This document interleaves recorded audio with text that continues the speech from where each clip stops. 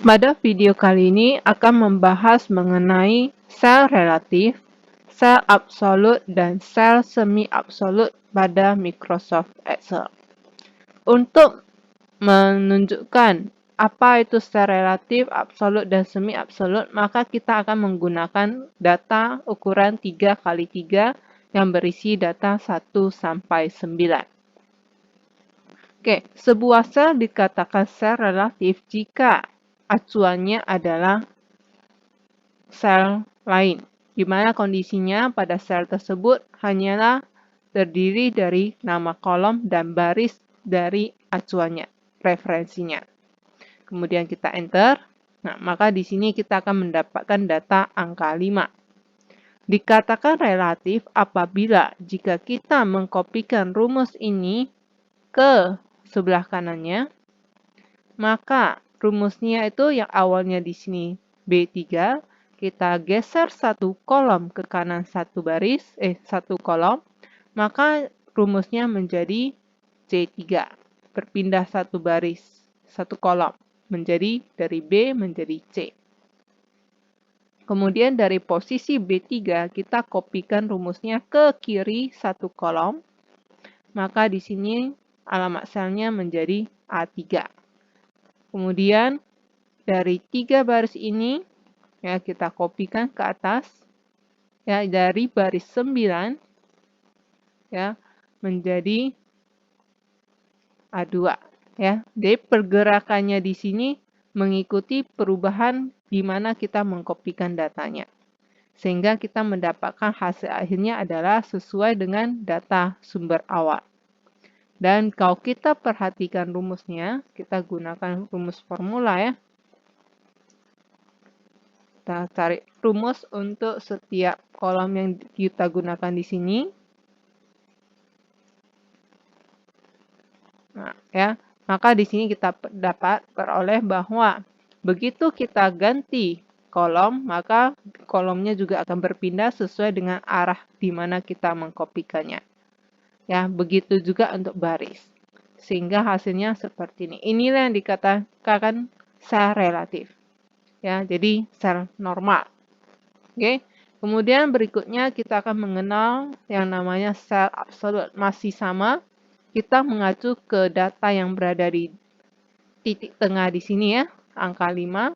Nah, jika dikatakan sel absolut, maka akan ditemukan tanda dolar baik di sisi B-nya maupun di sisi 3-nya.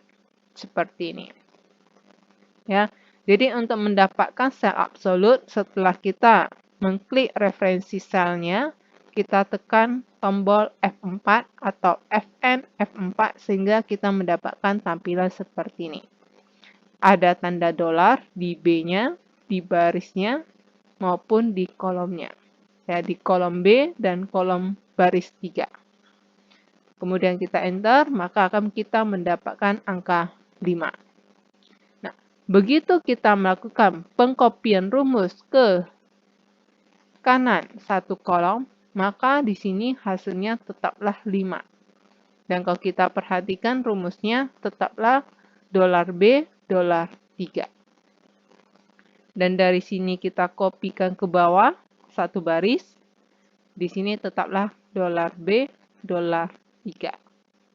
Kemudian kita copy lagi ke kiri satu kolom. Tetap dolar B, dolar 3. Atau di sini nilainya 5. Ke atas tetap sama ya. Maupun ke samping. Dan kalau kita kopikan kembali rumusnya, ya kita munculkan formula teksnya di sini. Nah, hasilnya semuanya sama. Kenapa bisa seperti ini?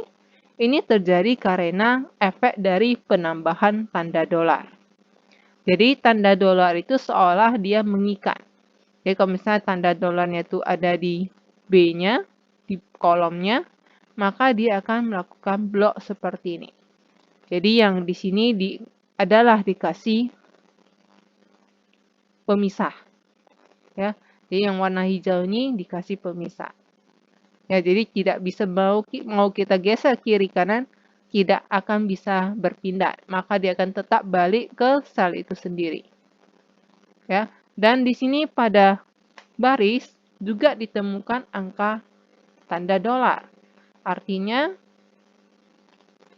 di tanda 3-nya ini, nah, ya, di baris 3-nya ini pada sisi atas dan bawah juga ada pembatas. Ya, sehingga kalau pada saat kita mau kopikan ke atas maupun ke bawah, dia tetap akan di tempat yang sama. Sehingga di sini mau kita kopikan kemanapun tetap hasilnya sama, yaitu nilai itu sendiri. Nilai sel yang kita referensikan, yaitu B3. Dan nilainya adalah 5. Makanya di sini kita dapatkan angka 5 semua. Kita semi absolut baris dan bisa juga semi absolut kolom. Dikatakan semi absolut